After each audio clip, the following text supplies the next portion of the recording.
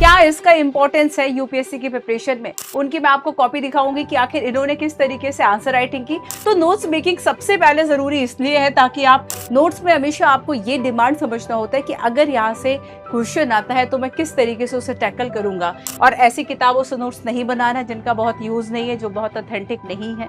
अगर आप आगे प्रिपरेशन कर रहे हैं, 2026 के लिए प्रिपरेशन कर रहे हैं, 2027 के लिए प्रिपरेशन कर रहे हैं, जैसे ही हम नोट्स बनाने बैठते हैं सबसे पहले तो हमारे दिमाग में एक क्वेश्चन आता है, और ये क्वेश्चन होता है कि आखिर हम नोट्स बनाए क्यों, क्या इसका इंपॉर्टेंस है यूपीएससी की प्रिपरेशन में, और अगर नोट्स बनाए तो कैसे नोट्स बनाए। क्या आंसर राइटिंग एक तरीका हो सकता है कि आप किसी टॉपिक को कवर कर ले, उसके नोट्स बना ले। तो यहाँ पर ये सारी बातें मैं करने वाली हूँ। यहाँ पर हम बात करेंगे रैंक 8 जिनका लास्ट टाइम आया, राजकिरण, उनकी मैं आपको कॉपी दिखाऊंगी कि आखिर इन्होंने किस तरीके से आंसर राइटिंग की। थोड़ी सी आंसर राइटिंग की चर्चा करेंगे, साथ ही कुछ बच्चों ने जो मुझे नोट्स भेजे थे, मैं इनके नोट्स आपको बताऊंगी कि क्या इन्होंने सही तरीके से नोट्स बनाए हैं। चलिए तो शुरू करते हैं अपने आज के इस सेशन को। फर्स्ट ऑफ ऑल देखो, नोट्स मेकिंग इसलिए जरूरी है कि लास्ट में आप बहुत इजीली रिवाइज कर लो। अभी मैं मेंस के कुछ स्टूडेंट से मिल रही थी, तो उनकी सबसे बड़ी प्रॉब्लम ये थी कि उन्होंने कुछ टॉपिक्स पर ही केवल नोट्स बनाए थे, और अब नेक्स्ट जो प्रॉब्लम हो रही थी कि अब वो रिवाइज कैसे करे, रिकॉल कैसे करे। 10 जगह से अगर आपने चीजें पढ़ी होती है तो बड़ी दिक्कत होती है। तो नोट्स मेकिंग सबसे पहले जरूरी इसलिए है ताकि आप क्विक रिविजन जो है वह कर सके, specially before prelims, before mains. है ना कि अब आपका मेंस है, अब आपने सोशल जस्टिस सोसाइटी के नोट्स नहीं बनाए, आपको लग रहा है कि मेरे पास कोई ऐसा एक रिसोर्स भी नहीं जिसको कि मैं फॉलो कर सकता हूं। ऐसे में नोट्स ही आपकी हेल्प करते हैं और बहुत इजीली समझ में आते हैं, क्योंकि वो हमने खुद बनाए होते हैं, समझ के बनाए होते हैं, है ना। सो नोट्स आपकी हेल्प करते हैं। देन आपको इसके लिए नोट्स जो है वे प्रॉपर प्रिपेयर करने हैं। आपके पास सिलेबस के नोट्स होने चाहिए।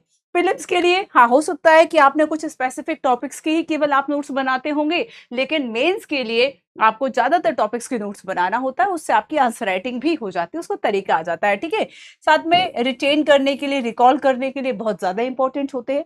और जो वास्ट इंफॉर्मेशन है कि अब यूपीएससी के सिलेबस में सब कुछ आता है, इस वास्ट इंफॉर्मेशन को अगर आप एक जगह पर कलेक्ट कर लेते हैं, भले शॉर्ट समरी बनाए, शॉर्ट नोट्स बनाए, वो आपको कॉन्फिडेंट देता है कि हाँ, कॉन्फिडेंस आता है कि चलो मैंने इसको कवर कर लिया है। ठीक है, चलो आओ। तो यहाँ पर मैं आपको एक क्वेश्चन दिखाऊंगी, पहले एक टॉपर्स की कॉपी दिखाती हूँ। ठीक है, ऑल इंडिया रैंक 8। मैं बता दूं, आपके मन में बहुत सारे सवाल होते हैं कि टॉपर्स कैसे आंसर लिखते होंगे, क्या कॉपी इंग्लिश मीडियम है, पर परेशान नहीं होना, तरीका मैं आपको बता देती हूँ। जैसे कि यहाँ पर जो क्वेश्चन है हाईटेक इंडस्ट्रीज को लेकर है, इनकी अवेलेबिलिटी स्किल्ड लेबर की, है ना, इकोनॉमिक ग्रोथ में किस तरह से ये एक इमर्जिंग मार्केट है, इसको लेकर। तो स्टार्टिंग में इन्होंने क्या किया, 3-4 पॉइंट्स जो है वह मतलब 3-4 इन्होंने लाइन लिख ली, जो कि इंट्रो हो गया। आप ये इंट्रो ना अपने नोट्स में बनाएं। नोट्स जब भी आप बना रहे हैं तो नोट्स मेकिंग में आपका पहला तरीका जो है फ्रेंड्स ये यही होना चाहिए कि आप किसी भी टॉपिक के बारे में सबसे पहले, जैसे कि फॉर एग्जांपल आप लोकल गवर्नेंस को लेके नोट्स बना रहे हैं, ठीक है, मैं आपको पॉलिटी का एग्जांपल देती हूँ। तो लोकल गवर्नेंस में आप सबसे पहले जब नोट्स बनाते हैं तो आप कुछ चीजों को प्रिपेयर करते हैं लोकल गवर्नेंस में। और यहाँ पर आपने क्या किया, स्टार्टिंग में आपने लिखा कि भाई जो लोकल गवर्नेंस है इसका मेन ऑब्जेक्ट, मेन उद्देश्य क्या है, लोगों की भागीदारी, है ना, पीपल पार्टिसिपेशन, एंड इसके अलावा विकेंद्रीकरण, विकेंद्रीकरण। ठीक है, तो ये आपके प्रीलिम्स मेंस दोनों के लिए इंपॉर्टेंट हो जाता है। तो नोट्स में आपको कभी भी रिराइट नहीं करना होता है। नोट्स में हमेशा आपको ये डिमांड समझना होता है कि अगर यहाँ से क्वेश्चन आता है तो मैं किस तरीके से उसे टैकल करूंगा। तो यहाँ पर आपने स्टार्टिंग में इसको लिखा, अब ये आपके आंसर राइटिंग में भी काम आ जाएगा। तो जितने बेहतर तरीके से नोट्स बना लोगे उतना आपकी समझ बनेगी। ध्यान, ठीक है। देन इसके बाद आपने कंप्लीट नोट्स जब बनाने हैं तो इसके सारे एस्पेक्ट्स, डायमेंशंस कवर करने होते हैं, चाहे इसके पॉजिटिव हो, चाहे इसके सकारात्मक पहलू हो, ठीक है, चाहे इसके चैलेंजेस हो, चाहे इसके रिफॉर्म्स हो, कुछ रिपोर्ट्स हो। तो ये इंपॉर्टेंट चीजें आपके नोट्स में होनी चाहिए। किसी भी एक टॉपिक को कवर करते समय आपको उसके सारे डायमेंशंस कवर करने होते हैं। इसके अलावा एक और जो डायमेंशन कवर करना होता है, जो कि ऑलरेडी बहुत मल्टी डायमेंशन है, वो होता है आपका करंट अफेयर। कि अब अगर आप प्रेसिडेंट पढ़ रहे थे और अभी आर्टिकल 143 प्रेसिडेंट द्रौपदी मुर्मू जो ने सुप्रीम कोर्ट से क्वेश्चन पूछ दिया, तो अब आर्टिकल 43 को आप अच्छे तरीके से प्रिपेयर करें, उसके लिए शॉर्ट नोट्स बना ले, जो भी है ना, प्रीलिम्स में दोनों में आपको हेल्प करेगा। तो जब आप नोट्स मेकिंग करते हैं, आपको इंट्रोडक्शन लिखने में, ऑब्जेक्टिव्स लिखने में दिक्कत नहीं होती, ठीक है। इसके बाद इन्होंने सिग्निफिकेंस बता दिया कि सिग्निफिकेंस जो है आखिर क्या है, लोकेशन क्या है, ठीक है, इन्वेस्ट को जो कैसे अट्रैक्ट करेगा अगर स्किल्ड लेबर होगा। तो ये 4-5 पॉइंट्स लिख कर, है ना, देन स्किल्ड लेबर का क्या इंपॉर्टेंस है, और लास्ट में 2 लाइन लिख के विकसित भारत से जोड़ दिया, हो गया आंसर्स। तो ये आंसर लिखने के लिए अगर आपने प्रॉपर तरीके से अपने नोट्स प्रिपेयर किए हैं, आपको चीजें लंबे समय तक रिटेन रिकॉल रहती हैं एंड आप आसानी से यूज कर सकते हैं। चलिए आइए, मैं एक स्टूडेंट जिसने मुझे राष्ट्रपति का नोट्स भेजा था, मैं वो आपको बताती हूँ। देखते हैं इसने कैसे बनाया। हालांकि ये क्लास नोट्स है तो काफी फाइन नोट है ये, है ना। अदरवाइज ऐसे बच्चों के भी नोट्स है कि आपको लगेगा कि क्या ही लिखा है। कभी भी आपको अनावश्यक चीजें नहीं लिखनी है कि आप सोचो कि आप रिराइट करो। कि मान लीजिए मेरे पास कोई किताब है ना, अब आप इस किताब के नोट्स बनाओ, आप इस किताब के नोट्स बनाओ। फॉर एग्जाम्पल मैं आपको बुक दिखाती हूँ, और आपने क्या किया, इस किताब को पूरा रिराइट कर लिया, तो वो आपके नोट्स नहीं होंगे। पूरे के पूरे पैराग्राफ्स लिख रहे हैं, वो आपके नोट्स नहीं होंगे। आपने मान लीजिए कि आपने डीडी बसु की बुक पढ़ी, कोई भी बुक जो भी आप प्रेफर कर सकते हैं।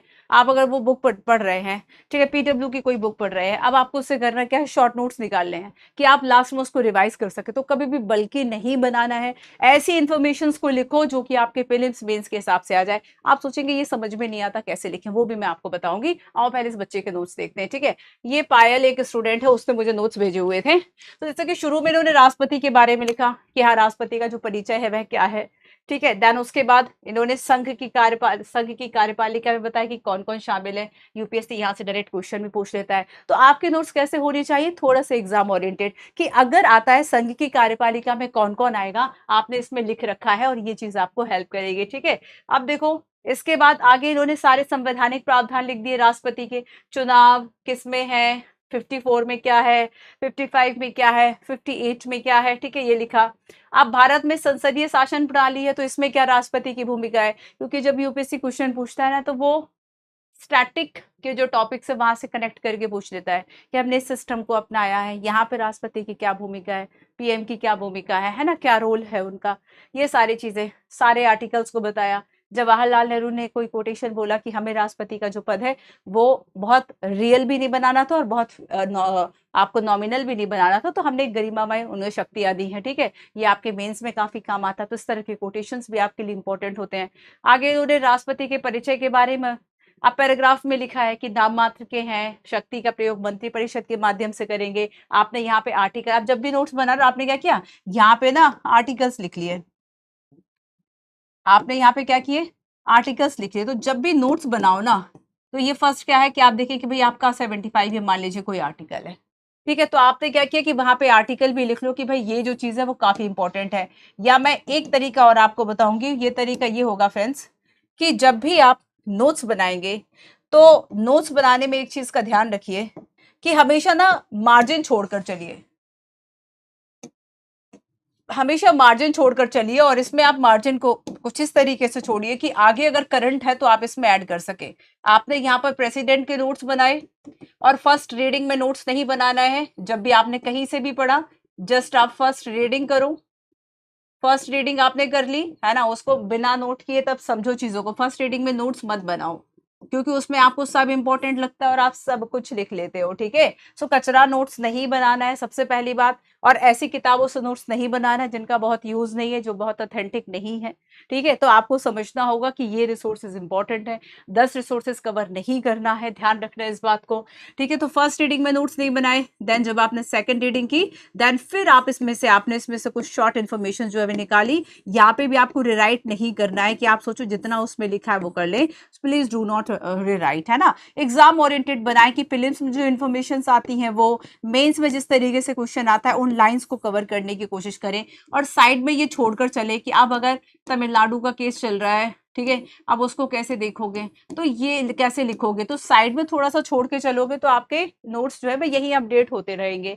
ये एक तरीका आपका हो गया, ठीक है। अब आगे देखो, राष्ट्रपति पद की आवश्यकता क्यों है। अगर मान लीजिए यूपीएससी क्वेश्चन पूछ दे कि भाई रियल एग्जीक्यूटिव, वास्तविक जो प्रमुख है वो तो पीएम है, देन फिर हमें प्रेसिडेंट क्यों चाहिए। सो यहाँ पर ये इसको भी कवर कर लिया। तो ऐसे में अगर आपने नोट्स में ये चीजें शामिल करोगे और अगर मेंस में क्वेश्चन आ गया तो आपसे क्वेश्चन जो है वो इजीली बन जाएगा, ठीक है। ये सारी चीजें, एक एक आर्टिकल को ठीक तरीके से इन्होंने कवर कर लिया। बहुत अच्छे नोट्स हैं इस बच्चे के, ठीक है। इवन कई मैं स्टूडेंट्स की आपको आंसर राइटिंग दिखाऊं, बहुत सारे बच्चे जो आंसर राइटिंग आप भी भेज सकते हैं, टेलीग्राम चैनल आप सभी को पता है, PW मंजू यूपीएससी वाला, ठीक है, वहां पर आप भेजिए। एंड आप देखो कि जैसे कि आपने नोट्स जब बनाए कि आपने रूल ऑफ लॉ, आर्टिकल 21, कानून द्वारा स्थापित प्रक्रिया, ये सारी चीजों को पढ़ा। अब आपने पढ़ तो लिया, अप्लाई कैसे करोगे, है ना। तो एक तो आपने जब नोट्स बनाए तब आप उस टॉपिक को और अच्छे से समझे, और जब आपने उस पर आंसर राइटिंग की तब आप उसका एप्लीकेशन पार्ट समझ गए। अगर आंसर राइटिंग नहीं कर पा रहे हो तो आप उसका एप्लीकेशन नहीं कर पा रहे हो, है ना। तो यहाँ पर क्या किया, आर्टिकल 21 से शुरू करके आपको आंसर जो है वह करना था। उन्होंने परिचय दिया, है ना, क्या क्या आर्टिकल, जीवन का अधिकार व्यक्तिगत में क्या है, कुछ एग्जाम्पल्स दिए, शिक्षा के अधिकार की बात की, प्राइवेसी की बात की, पुट्टस्वामी की बात की, है ना। फिर उसके बाद ये सारी चीजें जो है इन्होंने लिखी। तो ऐसे इस तरीके से आप क्या कर सकते हैं कि अपने नोट्स जो है, वो एक और तरीका होता है कि जब आपका सिलेबस कवर हो गया, मान लीजिए आपने पढ़ लिया, आप उसके बाद आप नोट्स मेकिंग कैसे कर सकते हो, तो आप अगली नोट्स मेकिंग थ्रू PYQ आपका रिवीजन भी हो जाता है, या फिर आप प्रैक्टिस क्वेश्चंस जो है उससे भी आप नोट्स बना सकते हैं।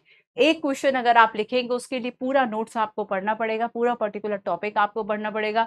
तो वो आपके रिवीजन के लिए एक बेस्ट बेस्ट बेस्ट मेथड है ना। तो यहाँ से आप कोशिश कीजिए। मैंने कुछ चीजें आपको बताई हैं, कुछ बातें मैं आपको और बताऊंगी कि जब आप नोट्स बना रहे हैं, तो जब ट्रेडिशनल नोटबुक की हम बात करेंगे कि आप ट्रेडिशनल नोटबुक पढ़ रहे थे, हिस्ट्री पॉलिटी पढ़ रहे थे, है ना, तो आप इसके भी जो सेक्शन है वो डिवाइड करके रख लीजिए। आप इसमें करंट के जो सेक्शन है उसको डिवाइड करके रख लीजिए। करंट अफेयर में जैसे कि मान लीजिए अर्बनाइजेशन, शहरीकरण आता है। अब शहरीकरण की चुनौतियां, शहरीकरण ये सीधा आपको लिखा हुआ है, ठीक है। तो आप इसको जो है करंट अफेयर से देखिए, शहरीकरण क्या है, आप नोट्स कैसे बनाओगे, शहरीकरण क्या है, क्या इसके चैलेंजेस हैं, और चैलेंजेस के अलावा इसके सुधार के जो उपाय हैं, ये क्या है, दैट्स इट, हो गया बस, ठीक है। तो इस तरीके से आप नोट्स बनाइए, आपके मेंस के लिए इंपॉर्टेंट है, मेंस के लिए आपका यहाँ से कवर हो जाएगा। तो करंट अफेयर में जब भी आप किसी टॉपिक को कवर करेंगे, हमेशा मेंस पर्सपेक्टिव से भी कवर करें। भले आप 4 पॉइंट्स लिखें, चैलेंजेस में आपने 4 पॉइंट्स लिख लिए, सुधार में 4 पॉइंट्स लिखे, 2-3 तो याद रह जाते हैं। और सबसे बड़ी बात, कहा जाता है यूपीएससी में उस किताब को छुओ ही मत जिसमें आप रिवाइज ना कर पाओ। अगर आपको लग रहा है कि आप रिवाइज नहीं कर पाएंगे, देन सीरियसली उस चीज को मत पढ़ो। कभी उस रिसोर्स की तरफ नहीं जाना है जिसका आप रिवीजन ना कर पाए, क्योंकि यूपीएससी में शस्त्रों से ज्यादा जरूरी है कि आपके पास एक हथियार हो लेकिन उसकी धार तेज हो। कहने का मतलब है कि रिवीजन ही यूपीएससी में आपके सक्सेस को फाइनल कर सकती है, सक्सेस को दिला सकती है। इसके अलावा आप सोचो कि आपने पढ़ रखा है, भूल गए, पढ़ रखा है, भूल गए, सो तो फिर आपका कभी यूपीएससी का सिलेबस ही कंप्लीट नहीं होगा, सिलेक्शन कैसे होगा।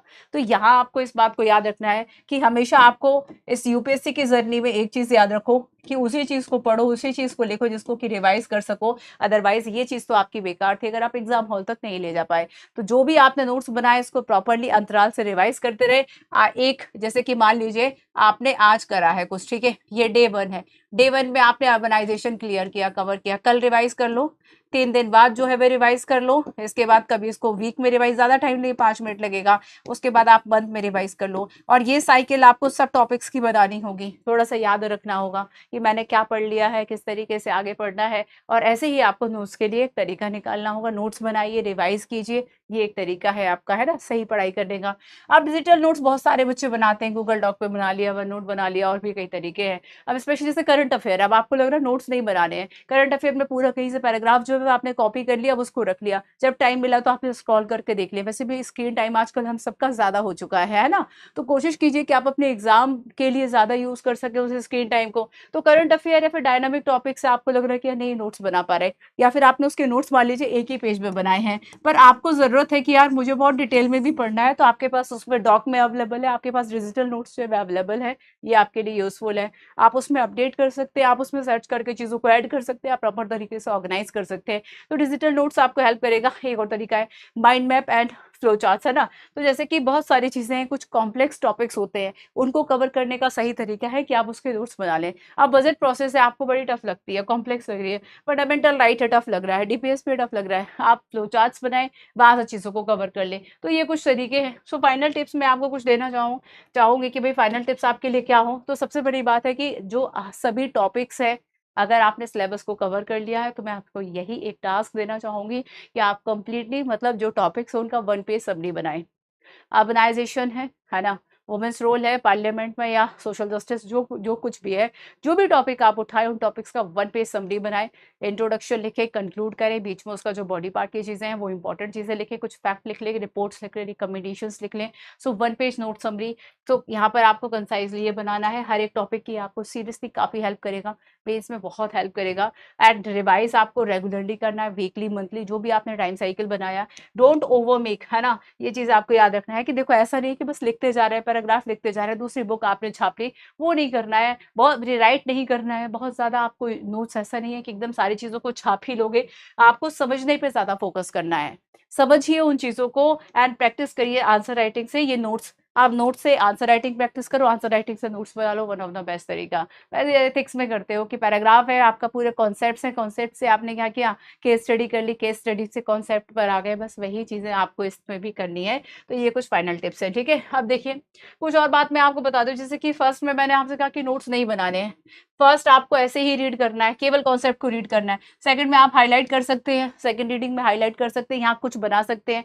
थर्ड में आप देखेंगे कि आपको समराइज करना है, मतलब इन योर ओन वर्ड्स, है ना, अपने शब्दों में समराइज करो कि हाँ ये जैसे अब पूरा पैराग्राफ है तो आप उसको पूरा कॉपी मत करो, 2-3 लाइंस का समरी आपने देख लिया कि इसका ये सेंस है, मेन मेन आपने सेंस लिख लिया, समराइज आपको करना है ना। नोट्स बनाने का फायदा है, आप उसमें ऐड कर लीजिए आप रियल एग्जांपल्स, ठीक है, पॉइंटर्स बुलेट जो है वह यूज करें, और हाँ अपडेट रहे चीज़ों से। तो ये आपके लिए कुछ तरीके हैं। सो आई होप कि ये वीडियो आपको हेल्प करेगा अगर आप आगे प्रिपरेशन कर रहे हैं, 2026 के लिए प्रिपरेशन कर रहे हैं, 2027 के लिए प्रिपरेशन कर रहे हैं, और अभी भी सोचे कि नोट्स बनाए ना बनाए, तो मैंने आपको तरीका बता दिया। नोट्स आपको बनाना है, कोशिश कीजिए कि हर एक टॉपिक का नहीं बना पा रहे हैं या फिर करंट अफेयर का अगर नहीं बना पा रहे हैं, वैसे जो मेन टॉपिक है, ज़्यादा इंपॉर्टेंट टॉपिक उनका बना लीजिए, नहीं होता है तो 50-60% का नोट्स बना लीजिए, बट एटलीस्ट नोट्स बनाइए। 40% आपके पास या तो किताबों में अवेलेबल है तो वो सिलेक्ट करके अलग से रख लो कि मेरा इसमें है और मुझे यहाँ से इस टॉपिक को पढ़ना है, अपनी एक डायरी मेंटेन कर लो, ये मुझे यहाँ पर ये टॉपिक्स दिए हैं, इसके मेरे पास नोट्स अवेलेबल हैं। ये काम आपको यूपीएससी के लिए करना होगा। All the best. बाकी आपके क्या कंसर्न है हमें प्लीज कमेंट बॉक्स में जरूर बताएं।